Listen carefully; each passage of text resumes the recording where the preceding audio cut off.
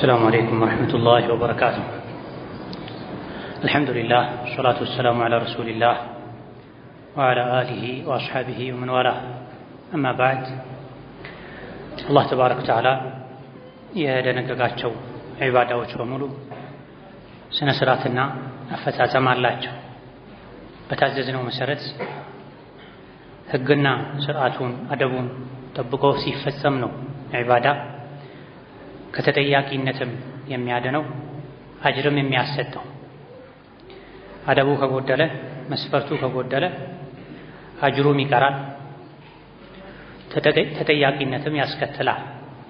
አላህ ተባረከ ወተዓላ ነቢያትን የላከው መጽሐፍትን ያወረደው ሰዎችን ከአላህ ጋር ለማስተዋወቅ አላህ የሚወደውን የሚጠላውን ለይተው እንዲያውቁና ከእነሱ የሚጠበቀውን እንዲያደርጉ መራቅ ካለባቸው ነገር እንዲርቁ ለማስረዳት ነው።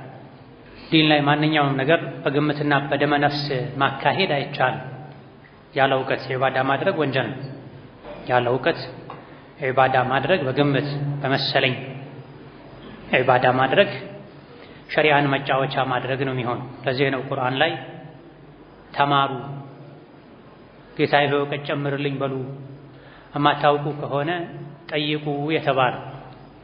ስለዚህ ማንኛውንም ዒባዳ ከመጀመራችን በፊት በዕልም በእውቀት ልንጓዝ ይገባል።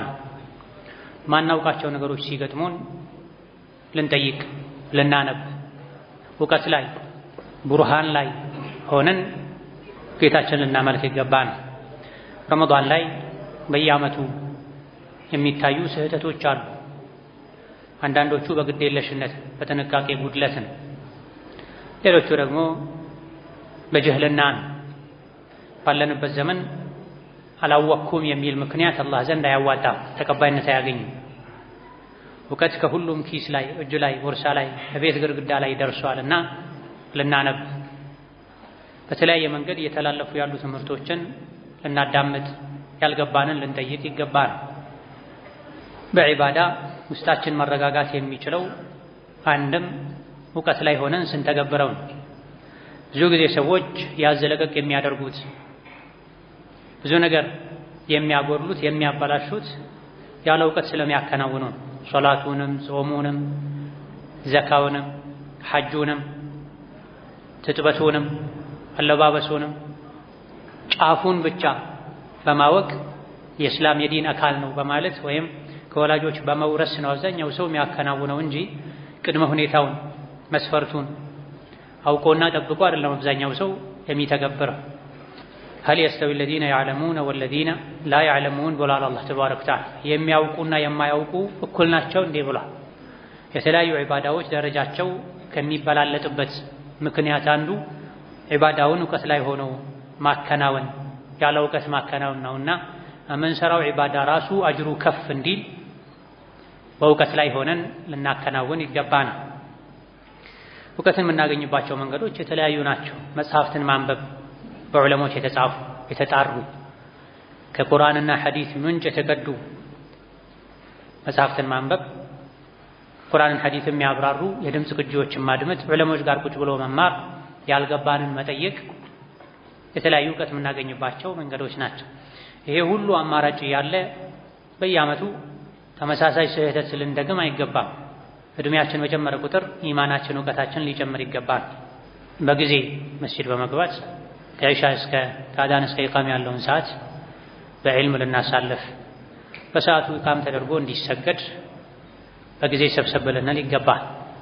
ዛሬ ከምናያቸው ጥያቄዎች የመጀመሪያው ንያ አድርጎ ቁርአንን ቀርቶ አጅሩን ለሞተ ሰው ይሁን ማለት በሸሪዓ እንዴት ይታያል የሚል ጥያቄ ነው። የሰው ልጅ በህይወት ያለ ነው ለራሱ መልካም ስራ መስራት ያለበት ያለምንም ጥርጥር ያለምንም ኺላፍ። ለሰው ልጅ የሚደርሰው የሚጠቅመው ዱንያ ላይ በፍላጎቱ በምርጫው ንያ አድርጎ የነቢዩን ዓለይሂ ሰላቱ ወሰላም ሱና ተከትሎ የሰራው ስራ ነው ለሰው ልጅ የሚጠቅመው። ከሞተ በኋላ ለሱ ብለው ሌሎች ሰዎች የሚሰሩት ስራ የሚደርሳል።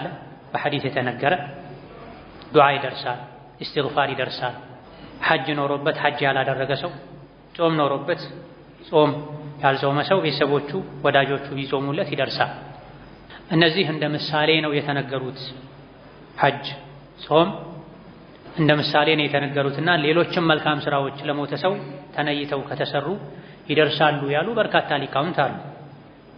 በዚህም መሰረት አንድ ሰው ቁርአን ቀርቶ አቀራሩ ላይ አፈጻጸሙ ላይ ቢድዓ ሳይገባበት በጀማዓ ተሰብስቦ ሳይሆን ምግብ ተዘጋጅቶ ምግቡን በልተው ለምግቡ ክፍያ በሚመስል መልኩ ሳይሆን ሟቹ የተቀበረበትን የሞተበትን ቀን የሞት ዓመት 40ኛ ቀን ወዘተ እያሉ ከቀን ጋር ሳያያዝ ከሆነ ግለሰብ ለራሱ ቀርቶ ዛሬ የቀራሁትን በዚህ ወር የቀራሁትን ይሄን ዙር ያከተምኩትን አጅሩን አላህ ለገሌ ያደርግልኝ ብሎ በውስጡ ነይቶ ቢቀራ ጾም ያለበት ሰው ጾም እንደሚደርሰው ቢጾምለት እንደሚደርሰው ሐጅ የተደረገለት ሰው እንደሚደርሰው ይሄም ይጻፈለታል ያሉ የተወሰኑ ሊቃውንት አሉ።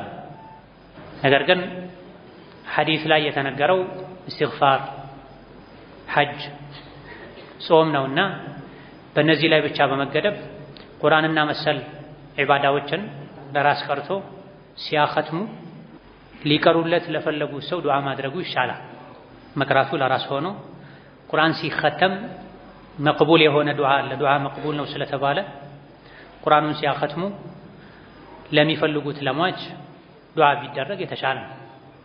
አፈጻጸሙ ላይ ቢድዓ ሳይገባበት በግል ተቀርቶ አጅሩ ለገሌ ይሁንልኝ ቢሉ ሐንበሊዮች ሌሎችም እንደሚሉት ማንኛውም ቁርባ መልካም ስራ ለሟች ተነይቶ ከተሰራ ይደርሳል በሚለው መዝሀብ መሰረት ቁርአንም አጅሩ ይደርሳል ማለት ይቻላል። ግን አፈጻጸሙ ላይ ብዙ ሀገር ላይ እንደሚታየው ብዙ ጊዜ እንደሚታየው በ40ኛው ቀን በ3ኛው ቀን ወዘተ ተብሎ የሚቀሩ ሰዎች እንደ ክፍያ ምግብ እንዲበሉ ተደርጎ መሆን የለበትም። ተሰብስቦ መቅራቱም ቢድዓ ይሆናል። በግለሰብ ደረጃ ከተደረገ ሊደርስ ይችላል ኢንሻአላሁ ተዓላ።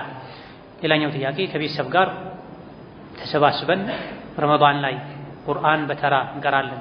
በዚህም በቀን አንድ ጁዝ በመቅራት አንዴ እናኸትማለን። ይህ እንዴት ይታያል?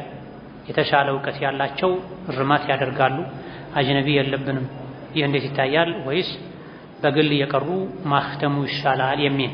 ይህ ሙዳረሳ ይባላል። ቁርአንን መማማር ይባላል። በግል መቅራትም ይቻላል። በጋራ ሰብሰብ ብሎ አንዱ እየቀራ ሌሎች ያደመጡ በዙር መቅራትም ይቻላል።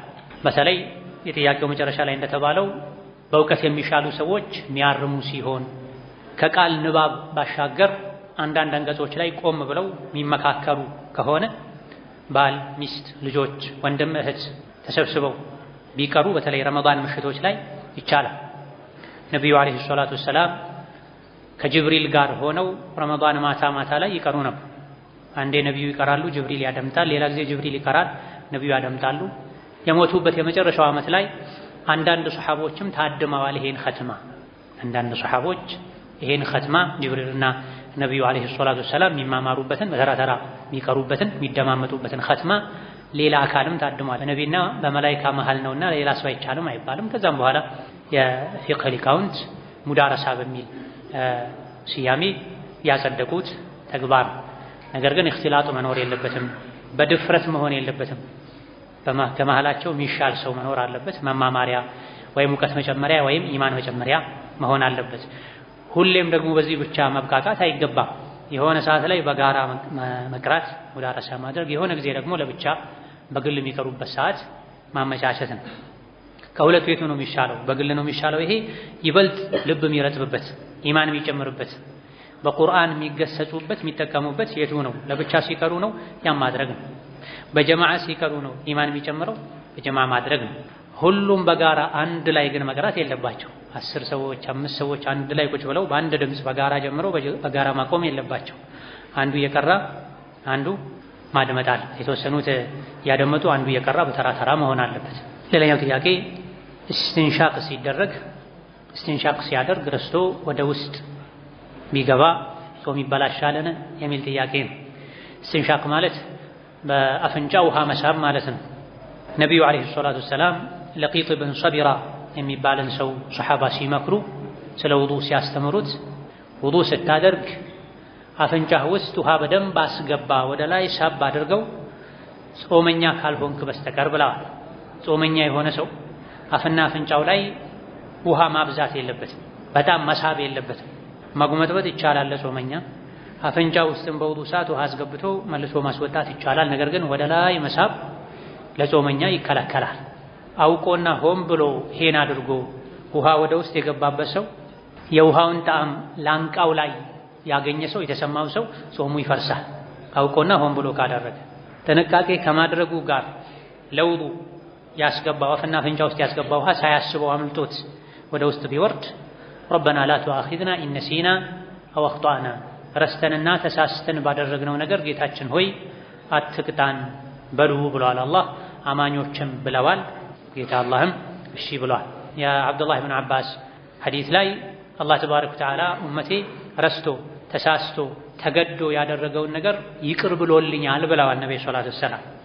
ስለዚህ ትክክለኛ ውዱ ለማድረግ ታስቦ አፍና አፍንጫ ውስጥ የገባ ውሃ ሳያስቡት አልፎ ወደ ውስጥ ከገባ ጾም አይፈርስም። አውቆና ሆን ተብሎ ከተደረገ ጾም ይፈርሳል። ምግብ መቅመስም ይሄው ነው። ሴት ልጅ ምግብ ያዘጋጀች አሊያ ደግሞ ወንድም ቢሆን ገበያ ላይ ምግብ የገዛ ጣዕሙን ለማየት አፍ ውስጥ ያስገባው ሳያስበው ቢዋጥበት ወይም ቢዋጥባት ጾም አይፈርስም። ቀምሶ መጥፋት ይቻላል። ይሄን ሰሃቦች አድርገዋል። ለመቅመስ ወደ አፍ ውስጥ ያስገቡት ምግብም ይሁን መጠጥ ሙሉ በሙሉ መውጣት አለበት። ሳያስቡት ከተዋጠ ማድረጉ የሚቻል ነገር ስለሆነ በመሰረቱ ለም ተሳሳትክ አይባልም። ማድረጉ ማይቻልን ነገር ካደረጉ ከክልከላ ዙሪያ ከተሽከረከሩ ነው። ቀድሞውኑ ያልተፈቀደ ነገር ነው ያደረግከው ተሳስቼ ነው የሚባል ነገር የለም፣ ጾምህ ፈርሷል ይባላል። በመሰረቱ የሚፈቀድን ነገር ከማድረጉ ጋር ሳያስበው ጾም የሚያፈርስበት ሁኔታ ከተፈጠረ አውቆና ሆን ብሎ ባላደረገው ነገር ጾሙ አይፈርስም። ሌላኛው ጥያቄ ቅርብ ያለው መስጂድ ሙአዚን አንዳንዴ ወቅቱን አሳልፎ ነው አዳን የሚለው፣ አንዳንዴ ደግሞ ቀደም ብሎ ነው አዳን የሚለው። ራቅ ያለው መስጂድ ሙአዚን በትክክል ይላል፣ ግን ብዙ ጊዜ አልሰማውምና በስልኬ አፕሊኬሽን አውርጄ ስጠቀም ራቅ ካለው ትክክለኛው ሙአዚን ጋር እኩል ይላልና በስልኬ መጠቀም እችላለሁ ወይ? በተለይ ከአፍጥርና ከስሁር ጋር ጥርጣሬ ፈጠረብኝ ይላል። ከተቻለ የፀሐይን መጥለቅ ማየት ማረጋገጥ ከተቻለ በዛ መጠቀም፣ ካልሆነ ሰዓቱን ጠብቆ በትክክል በወቅቱ አዳን የሚያወጣውን ሙአዚን ተከትሎ ማፍጠር ነው። ሰዓቱን ጠብቆ አዳን የማይል ሙአዚን ታማኝ አይደለም። እሱን ተከትሎ ማፍጠር፣ እሱን ተከትሎ ስሑርን ዝም ብሎ መብላት አይቻልም። የሙአዚንን አዳን ተከትሎ ማፍጠርም ይሁን ሰዓት አለ ብሎ ስሑር መብላት የሚቻለው ሙአዚኑ እውቀት ካለው ነው፣ ታማኝነት ካለው ነው። እውቀት ከሌለው በዲኑ ታማኝ ካልሆነ የሙአዚኑ በቂ አይሆንም። ባለንበት ጊዜ የጾም መጀመሪያና ማብቂያ ሰዓቶች ከሚታወቁበት መንገድ አንዱ ሰዓት ነው። የእጅም ይሁን የግድግዳ ሰዓት፣ እንደዚሁ ደግሞ ስልክ ላይ የሚጫኑ የአዳን ፕሮግራሞች ትክክል መሆናቸው 2-3 ጊዜ ከተረጋገጠ ግራ ቀኝ ካሉ በትክክል አዳን ከሚሉ መስጂዶች ጋር እኩል ከሄደ ሰዓቱ በትክክል እየሰራ መሆኑን እርግጠኛ እስከሆኑ ድረስ የስልክ ፕሮግራሞችን፣ የሬዲዮን የሶላት ወቅት ማሳወቂያን ተከትሎ ማፍጠር ይቻላል። አጠገብ ያለው መስጂድ እንጂ የሩቅ መስጂድን ተከትሎ ማፍጠር አይቻልም አይባልም። በሰዓቱ አዳን እንደሚል ከታወቀ መስጂዱ ጥሩ አስተዳደር ካለው፣ ጥሩ ሙአዚን ካለው፣ ህግ ሰዓት የሚከበርበት ከሆነ ከሚያውቁት ከእንደዚህ አይነቱ መስጂድ አዳን ከሰሙ የጎረቤቱን መጠበቅ ግዴታ አይሆንም። በተለይ በሰዓቱ እንደማይል ከተረጋገጠ ማለት ነው። ሌላኛው ጥያቄ በረመዳን ወር ሙስሊም ያልሆኑ ጎረቤቶች በአጋጣሚ ቤት መጥተው ውሃ ቢጠጡ ምግብ ቢመገቡ ለነሱ ይሄን መፍቀድ እንዴት ይታያል? እንደዚሁ ተመሳሳይ በሆነ ጥያቄ በረመዳን ወር ጧት አምባሻ ዳቦ እንሸጣለን። የምንሸጠው ግን ለህፃናት ነው። አንዳንድ ሙስሊም ያልሆኑ ሰዎችም ይገዙናል። ለነሱ መሸጥ እንዴት ይታያል የሚል ጥያቄ። ረመዳንን መጾም ሁሉም ላይ ግዴታ ነው፣ ሙስሊሙም ካፍሩም ላይ። ለአካል መጠን የደረሰ ጤነኛ የሆነ እንደ ወር አበባና የወሊድ ደም ከልካይ ምክንያት የሌለው በሙሉ የመጾም ግዴታ አለበት። ኩፋሮች የመስለም ግዴታም አለባቸው። መልካም ስራ የመስራት የመጾም የመስገድም ግዴታ አለባቸው። ጾም እነሱንም ይመለከታል። ጾማቸው ትክክል እንዲሆን መሟላት ያለበት የመስለም መስፈርትንም ማሟላት አለባቸው። ታዲያ እምቢ ካሉ እነሱ አንተ ሙስሊም የሆነ ሰው በረመዳን ምድር አላህን እንዲያምፁ መፍቀድ መተባበር አይገባም።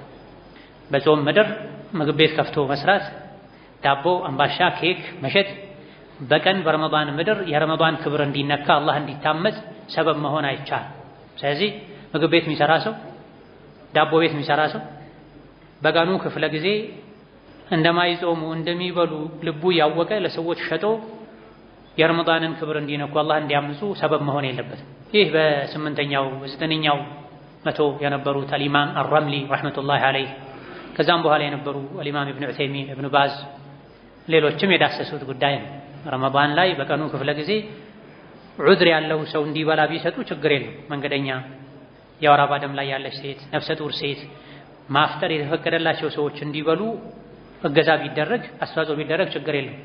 ጤነኛ የሆነ ሰው ሙስሊምም ይሁን ካፊር መጾም የሚወጅብበት ከመሆኑ ጋር እንዲበላ ለሱ ማገዝ፣ ምግብ ቤት ከፍቶ መስራት፣ ዳቦ ቤት ከፍቶ መስራት፣ አጠገብ ሊጠጣ እንደሆነ እያወቁ ውሃ መሸጥ በወንጀል መተባበር ነው የሚሆነው።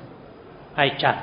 አለጅነቱ ዳኢማ ለልፍታ ወልብሑት አልዕልሚያም በኢብኑ ባዝ መሪነት በዚህ ዙሪያ ያወጡት መግለጫ አለ።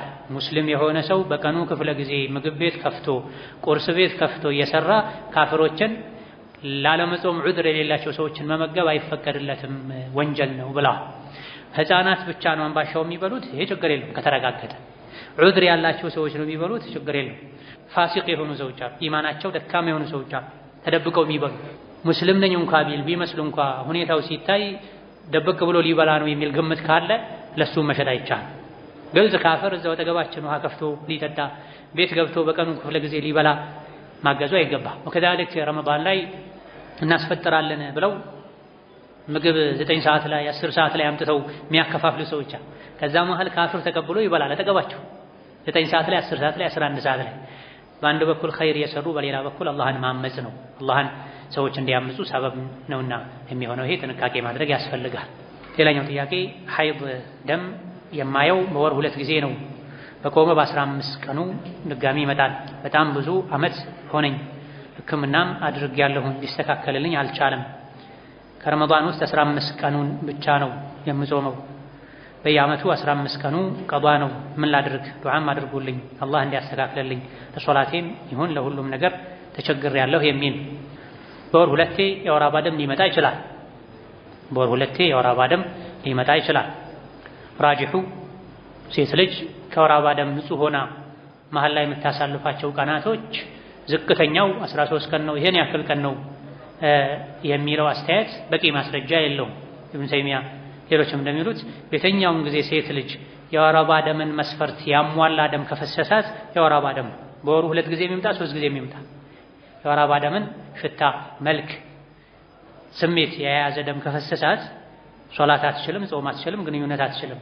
ቆመ ይሄ የመጥራት ምልክት አየች፣ ታጥባ የተከለከለቻቸው ነገሮችን ታደርጋለች። አሁንም በወር ውስጥ ድጋሚ መጣ የወር አበባ ደም ሽታ፣ መልክ፣ ስሜት አለው፣ ታቆማለች። እዚህ ሴት ልጅ ምንጊዜም የወር አበባ ደም ምልክት የያዘ ደም ካየች ታቆማለች። አትሰግድም፣ አትጾምም። ተወገደ ታጥባ ትቀጥላለች። ስለዚህ በወር 2 የሚመጣ 3 የሚመጣ መሰበር ነው፣ መቻል ነው። ሌላ ጊዜ ቀዷ ማውጣት ነው። ምክንያቶች ሊኖሩት ይችላሉ። የሆርሞን መዛባት፣ መረበሽ መሰል ነገሮች እንደ መንስኤ የወር አበባ ደምን ከተፈጥሮ ከተለመደው በወር 1 ከመምጣት በተቃራኒ 2 እንዲመጣ 3 እንዲመጣ ሊያደርግ ይችላል። ያን ከባለሙያ ጋር በመነጋገር ማስተካከል። የወር አበባ ደሙ ከታየ ምንጊዜም ጾም ሶላት መቆም አለበት። ሌላ ጊዜ ጾሙ ቀዷ ይወጣል። ሌላኛው ጥያቄ ሐይድ ረመዳን ሳይገባ ነው የመጣው። ከ10 ቀን በላይ ሆነኝ፣ አላቆመልኝም። በቀን 1 ጊዜ ትንሽ አለ። ከ7 ቀን በኋላ ሐይድ አይደለም ታጥባችሁ ውዱ ያደረጋችሁ ስገዱ ሲባል ሰምቼ በዛ መሰረት እየጾምኩ እየሰገድኩ ነው። በዚህ ልቀጥል ብታብራሩልኝ የሚል ጥያቄ ነው። ይህ ትልቅ ስህተት ነው። ከ7 ቀን በላይ የወር አበባ ደም የለም የሚል የለም። ጃሂል ካልሆነ በስተቀር ከ7 ቀን በላይ የወር አበባ ደም የለም አይባልም። የአብዛኞቹ ሴቶች የወር አበባ ደም የወረደ የፈሰሰ የሚቆየው ከ6 እስከ 7 እስከ 8 ቀን ነው ይባላል። አዎ ትክክል ነው። አብዛኞቹ ዓለም ላይ ያሉ ሴቶች በስቲቅራ በተተቡዕ ጥናት በማድረግ የተደረሰበት አብዛኞቹ የዓለም ሴቶች የወር አበባ ደማቸው ከ6 እስከ 8 ቀን ነው የሚቆየው። የአንዳንዶቹ ከዛ በታች በ3 ቀን በ5 ቀን ሊቆም ይችላል። የአንዳንዶቹ ከ8 ከ9 አልፎ በ10 ቀን በ12 ቀን ሊቆይ ይችላል። ብዙዎቹ የፊቅህ ሊቃውንት ዘንድ እስከ 15 ቀን እየፈሰሰ ሊቆይ ይችላል። 17 ሊደርስ ይችላል እንጂ ከ8 ቀን በኋላ ሐይድ የለም ታጥባችሁ ስገዱ የሚል አንድም የሸሪዓ አዋቂ የለም ተመሳስሎበት ካልሆነ በስተቀር ማለት ነው። ስለዚህ ስህተት ነው። የወር አበባ ደም ሽታ፣ መልክ፣ ስሜት ካለው ከ8 ቀን በላይ ቢቆይ የመጥራት ምልክት እስኪታይ ድረስ ከሶላት ከጾም መታቀቡ ግዴታ ነው። በዚህ መልኩ የተጾሙ ጾሞች ቀዷ መውጣት አለባቸው። ከ8 ቀን በላይ ሐይድ የለም ተብሎ የተጾሙ ደም ያለ የተጾሙ ጾሞች ቀዷ መውጣት አለባቸው። የወር አበባ ደም እስኪቆም ድረስ መጠበቅ ግዴታ ነው። 10 ቀን ሊቆይ ይችላል፣ 15 ቀን ሊቆይ ይችላል። ሴት ልጅ እስከጠራ ድረስ ሶብር አድርጋ ታቅባ ከጠራች በኋላ ታጥባ መስገድ፣ ከዛ በኋላ ያለፋትን ጾም ቀዷ ማውጣት ነው። ሶላት ምንጊዜም በሐይድ ምክንያት ያለፈ ሶላት ቀዷ አይወጣም። هذا والله تعالى اعلم። ዛሬ በዚህ እናበቃለን። ሌሎችን ሌላ ጊዜ እንመልሳለን። ወሰላሙ አለይኩም ወራህመቱላሂ ወበረካቱሁ።